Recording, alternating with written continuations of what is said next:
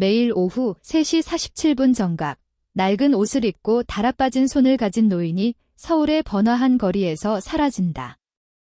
수년 동안 지나가는 사람들은 그의 존재는 고사하고 사라지는 것조차 거의 알아차리지 못했다.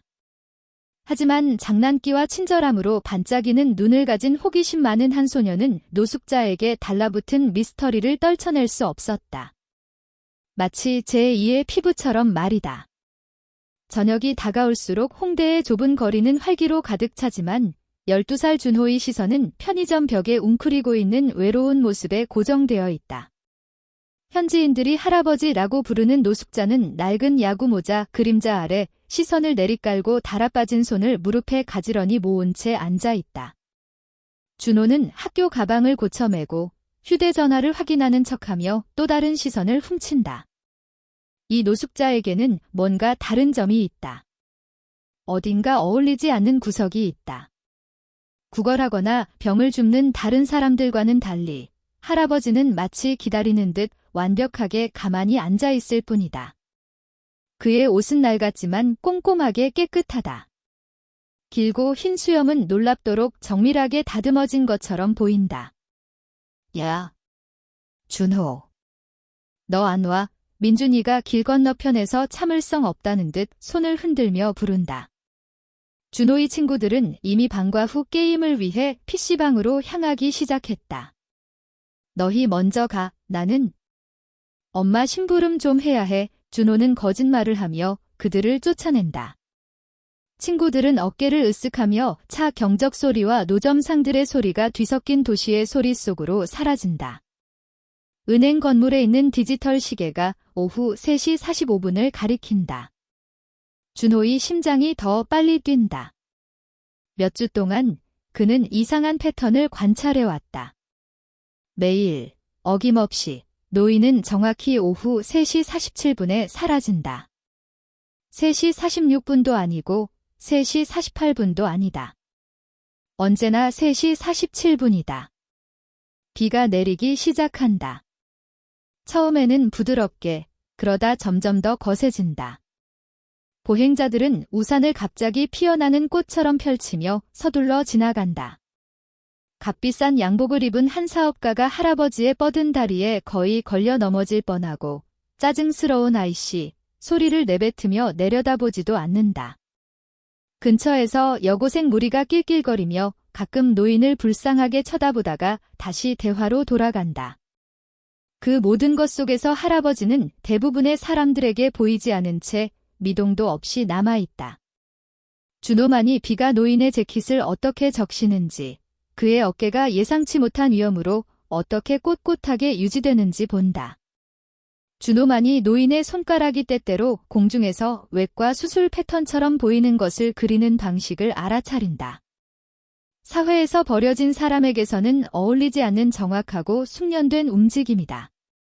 편의점 맞은편에 노점을 두고 있는 김 여사는 준호가 빤히 쳐다보는 것을 보고 혀를 차며 못마땅해한다. 저 녀석은 저 사람에게서 떨어져 있어야 해. 그녀는 지난주 시장에서 준호의 어머니에게 말했다. 저 사람 뭔가 이상해. 거지치고는 너무 깨끗해. 너무 조용하고. 준호는 다시 시계를 확인한다. 오후 3시 46분. 시원한 빗속에서도 손바닥에 땀이 난다. 오늘은 다르다. 오늘은 그냥 지켜보지 않을 것이다. 오늘은 따라갈 것이다. 초침이 움직일수록 준호는 후드를 머리에 뒤집어 쓰고 주차된 배달 오토바이 뒤에 자리를 잡는다. 그의 심장이 귓가에 울려 퍼지며 주변의 도시 소음을 삼킨다. 그는 자신이 하려는 일에 겁도 나고 흥분도 된다. 시계가 3시 47분으로 바뀐다.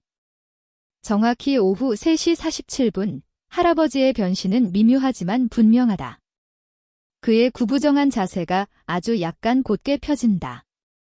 그의 멍한 시선이 갑자기 집중하며 날카로워진다. 어떤 방향으로도 말 한마디 없이 시선 한 번 주지 않고 그는 예상치 못한 우아함으로 일어선다. 늙은 노숙자의 힘겨운 움직임이 아니라 목적을 가진 사람의 신중한 정확성이다. 준호는 숨을 턱 막는다. 그는 배낭끈을 꽉 쥐고 할아버지가 몇 안 되는 소지품, 즉 낡은 담요와 작은 천 뭉치를 챙겨서 비닐봉지에 깔끔하게 넣는 동안 배달 오토바이 뒤로 몸을 움츠린다. 그의 움직임에는 어떤 체계적인, 거의 의식적인 것이 있다. 비는 꾸준히 내리는 가운데 할아버지는 번잡한 거리에서 벗어나 북쪽으로 걷기 시작한다. 준호는 거리를 유지하면서 따라가기 전에 열을 샌다. 그의 운동화는 웅덩이를 튀기며 지나가고 심장은 갈비뼈에 부딪히며 쿵쾅거린다. 그는 전에 이런 일을 해본 적이 없다. 엄마가 알면 몹시 화를 낼 것이다. 착한 학생은 서울 뒷골목에서 이상한 남자를 따라다니지 않는다. 그들은 레스토랑과 노래방 간판을 지나 점점 좁은 골목길로 들어선다. 그곳에서는 건물 사이에 빨래가 형형색색의 깃발처럼 줄에 걸려 있다. 준호는 할아버지가 갑자기 방향을 바꾸면서 2번이나 시야에서 놓칠 뻔했다. 몇 분 전까지만 해도 그렇게 허약해 보였던 사람이 놀라운 속도로 움직인다. 뭐 하는 거야? 라는 목소리가 씩씩거려 준호는 깜짝 놀란다. 그는 뒤돌아보니 민준이가 호기심으로 가득 찬 눈으로 뒤에 서 있다. PC방 창문에서 봤어. 저 노숙자를 따라가는 거야? 쉬. 들리겠다. 준호는 친구를 배달 상자 더미 뒤로 끌어당기며 속삭인다. 저 사람 뭔가 이상해. 매일 정확히 같은 시간에 사라져. 민준의 표정이 혼란에서 흥분으로 바뀐다. 스파이 같아. 아니면 유령일지도 몰라. 바보 같은 소리 막. 준호는 그렇게 말했지만 그 생각에 등골이 오싹해진다. 봐, 또 돌잖아. 소년들은 모퉁이를 돌아 할아버지가 버려진 건물처럼 보이는 곳 옆에 있는 평범한 회색 문으로 접근하는 것을 본다. 창문은 판자로 막혀 있고 바렌 포스터가 외부 벽의 대부분을 덮고 있다. 그것은 노숙자는 고사하고 누구에게도 어떤 흥미도 주지 않을 것 같다. 할아버지는 주변을 둘러보고 두 소녀는 숨을 곳으로 숨는다. 그러고 나서 주머니에서 무언가를 꺼낸다. 그들이 다시 볼 용기를 내자 그는 문 옆에 있는 키패드에 숫자를 누르고 있는 것을 보고 깜짝 놀란다. 그의 움직임은 빠르고 숙련되어 있다. 봤어. 민주는 눈을 크게 뜨며 속삭인다. 저 사람 보안 코드를 가지고 있어. 문이 부드러운 전자음과 함께 열리고 할아버지는 안으로 들어간다. 문이 닫히기 직전 준호는 그의 피를 차갑게 만드는 무언가를 본다. 노숙자의 소매가 뒤로 당겨져 거리 주민의 더러운 손목이 아니라 값비싼 시계에 빛나는 얼굴과 흰 셔츠 커프스의 선명한 가장자리를 드러낸다. 봤어. 준호는 말을 시작했지만 할아버지가 서 있던 자리에 작은 물체가 있는 것을 알아차리고 멈춘다. 신용카드 크기의 플라스틱 카드가 웅덩이 속에 놓여 있고 빗물이 표면을 씻어내고 있다. 준호는 생각할 겨를도 없이 앞으로 달려가 그것을 움켜준다. 그의 손에는 흰 가운을 입은 젊고 깔끔하게 면도한 남자의 흐릿한 사진이 있는 신분증이 있다. 물에 의해 부분적으로 손상되었지만 이름은 여전히 읽을 수 있다. 김성민 박사, 신경외과 과장. 1995년 서울. 서울대학교 병원의 복도는 형광등 아래 빛나고 김성민 박사는 수술실을 향해 힘차게 걸어간다. 32살인 그는 이미 국내에서 가장 유망한 신경외과 의사 중 한 명으로 명성을 얻었다. 간호사와 젊은 의사들은 그가 지나갈 때 정중하게 고개를 숙이고 그의 흰 가운은 흠잡을 데 없이 다려져 있고 그의 자세는 자신감을 발산한다. 김 박사, 노령의 과장인 박 교수가 부른다. 이사회가 박사님의 연구 제안서를 검토했습니다. 자금 지원을 승인했습니다. 그는 성민의 어깨를 두드리며 눈을 찡그리며 자부심을 드러낸다. 박사님은 이 연구로 삶을 변화시킬 것입니다. 성민은 얼굴에 떠오르는 기쁨을 감추며 깊이 고개를 숙인다. 감사합니다. 교수님. 교수님의 지도가 없었다면 해낼 수 없었을 겁니다. 그날 저녁, 성민은 그들이 가장 좋아하는 삼겹살 식당에서 여동생 미숙과 마주 앉아 있다. 석쇠 위에서 고기가 지글거리는 소리가 그들의 대화를 강조하고 미숙은 그에게 소주를 한 잔 더 따라준다. 나의 훌륭한 오빠에게 그녀는 잔을 들어 올리며 말한다. 28살인 미숙은 그의 높은 광대뼈와 강렬한 눈을 공유하지만 성민이 내성적인 반면 그녀는 활기차다. 그녀는 재능 있는 피아니스트로 콘서트가 관심을 끌기 시작했다. 곧 모든 사람들이 김성민 박사라는 이름을 알게 될 거예요. 성민은 그녀의 칭찬에 당황하며 미소를 짓는다. 그냥 연구일 뿐이야, 누나. 아직 확실한 건 없어. 항상 겸손해. 미숙은 상추잎에 고기를 싸서 그의 접시에 놓으며 놀린다. 부모님도 매우 자랑스러워 하셨을 거야. 5년 전 여객선 사고로 세상을 떠난 부모님에 대한 언급은 그들의 축하에 잠시 그림자를 드리운다. 두 분 다 우리 모두를 자랑스러워 하셨을 거야. 성민은 부드럽게 말한다. 다음 주 누나의 콘서트, 이미 일정을 비워놨어. 맨 앞줄에서 볼게. 미숙의 눈이 밝아진다. 이번에는 졸면 안 돼. 쇼팽 연주 때 꾸벅거리는 거 봤어. 그들의 웃음소리가 작은 식당을 가득 채우고 주변 손님들의 미소를 자아낸다. 이 순간 삶은 약속과 성취의 칼날 위에 균형을 이루며 완벽하게 느껴진다. 사흘 후 성민은 환자 파일을 검토하던 중 호출기가 긴급하게 울린다. 응급수술. 땡손이 사고 피해자인 젊은 여성, 심각한 두부 외상. 그는 머릿속으로 이미 시술, 가능성, 위험을 계산하며 수술실로 달려간다. 환자의 혈압이 떨어지고 있습니다. 성민이 수술복을 입는 동안 간호사가 발표한다. 다발성 골절, 내부 출혈, 심각한 뇌부종. 빨리 움직입시다. 성민은 혼란 속에서도 차분한 목소리로 말한다. 즉시 압력을 완화해야 합니다. 그가 수술실에 들어서자 무언가가 그를 멈추게 한다. 멍들고 부어오른 환자의 얼굴이 인식의 성광을 일으킨다. 그의 손이 공중에서 멈춘다. 김 박사님, 보조 외과의가 의아한 표정으로 그를 바라본다. 세상은 하나의 끔찍한 이해, 지점으로 좁혀진다. 테이블 위에는 의식이 없고 부서진 채로 미숙이 누워있다. 그의 여동생. 그의 유일한 가족. 김 박사님, 환자를 잃고 있어요. 마취과 의사의 목소리가 그의 충격을 뚫고 들어온다. 성민은 자신을 현재로 되돌린다. 저는 이 환자를 압니다. 그는 마스크를 통해 간신히 들릴 정도로 말한다. 제 여동생입니다. 방 안은 끔찍한 침묵에 휩싸인다.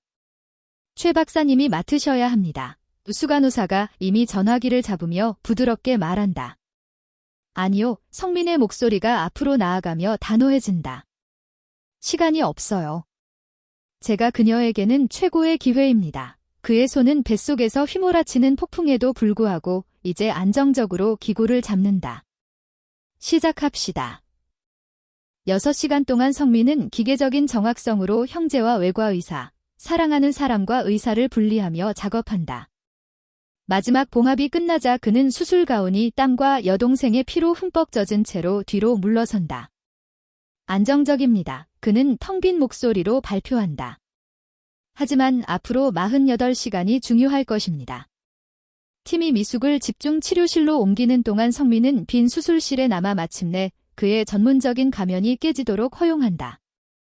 그는 여전히 수술 가운을 입은 채 무릎을 꿇고 가혹한 병원 조명 아래서 조용히 운다. 7일 밤낮으로 성민은 미숙의 곁을 거의 떠나지 않는다. 한때 그의 성공을 상징했던 깨끗한 흰 가운은 이제 그의 의자 등받이에 구겨져 걸려 있다. 그의 동료들은 그가 먹지 않는 음식을 가져오고 그가 쉬지 않는 휴식을 제안한다. 모니터의 규칙적인 신호음이 그의 침묵하는 밤샘의 사운드 트랙이 된다. 휴식이 필요합니다. 김 박사님. 장 간호사는 그의 어깨에 손을 얹으며 부드럽게 말한다. 박사님이 쓰러지면 그녀를 도울 수 없습니다.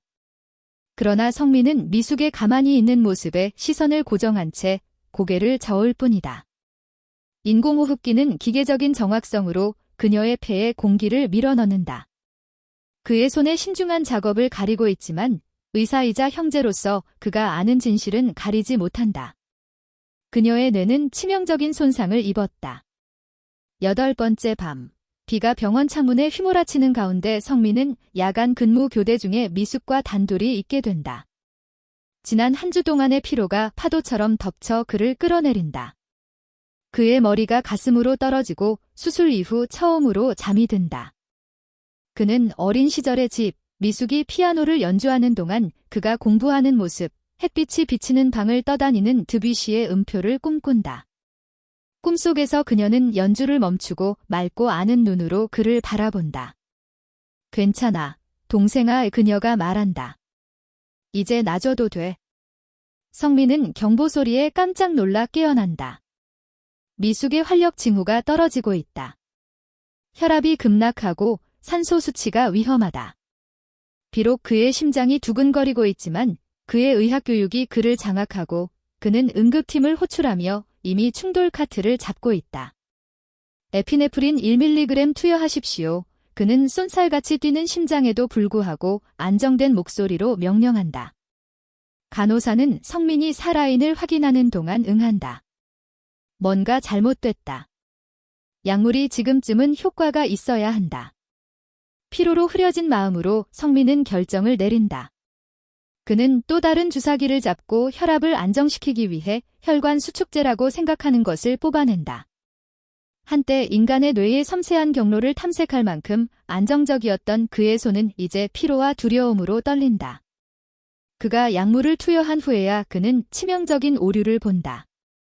혈관 수축제가 아니라 이미 뛰기 위해 고군분투하는 심장을 멈추게 할 만큼 높은 용량의 염화칼륨이다. 안 돼, 안 돼, 안 돼. 그는 모니터의 불규칙한 신호음이 갑자기 지속적인 톤으로 바뀌는 것을 보고 공포에 질려 속삭인다. 충돌 카트를 가져와. 그녀가 코딩 중이야. 팀이 몰려와 성민이 한 일을 되돌리기 위해 필사적으로 노력한다. 그러나 심폐소생술을 하는 동안에도 제세동기가 미숙의 몸에 전기를 흘려보내는 동안에도 성민은 알고 있다. 그는 여동생을 죽였다. 소생 시도의 혼란 속에서 미숙의 눈이 잠시, 불가능한 순간 동안 떠진다.